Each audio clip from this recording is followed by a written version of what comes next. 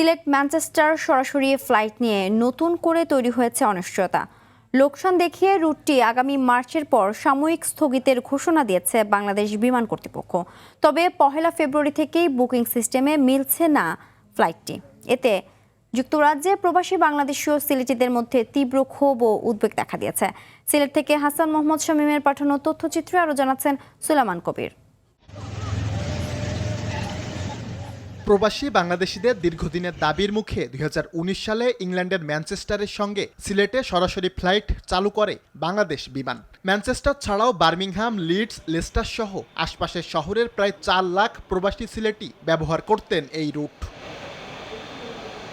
তবে সিলেটবাসীর এ সুযোগ স্থগিত হতে যাচ্ছে মার্চ থেকে। লোকসানের পাশাপাশি হজ মৌসুমে বিমান ও ক্রুজ সংকট, সীমিত বহর এবং অন্যান্য আন্তর্জাতিক রুট পরিচালনার চাপের দোহাই দিয়ে এ অস্থায়ী স্থগিতাদেশ দিয়েছে বাংলাদেশ বিমান কর্তৃপক্ষ। এতে ক্ষুব্ধ প্রবাসী সিলেটিরা। বাড়ির পাশের এয়ারপোর্টে নামা কালার এক্সপার্ট এবং ডার্ক স্যাপ সমৃদ্ধ অরিক্স অ্যাডভান্স ডিটারজেন্ট পাউডার আপনার লন্ড্রি এক্সপার্ট।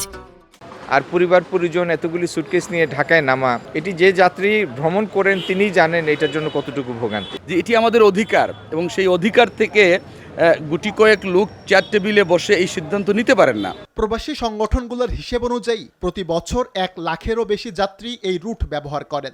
একদল কুচক্রী মহল এটা করে। সবসময় আমরা সিলেটের লোকরা বঞ্চিত থাকি।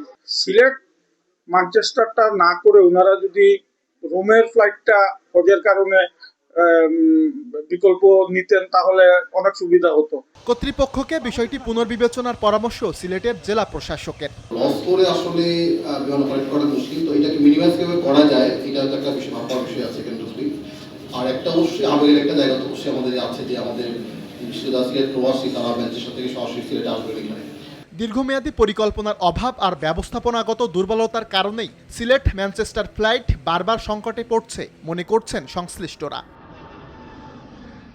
সুলাইমান কবির, RTV।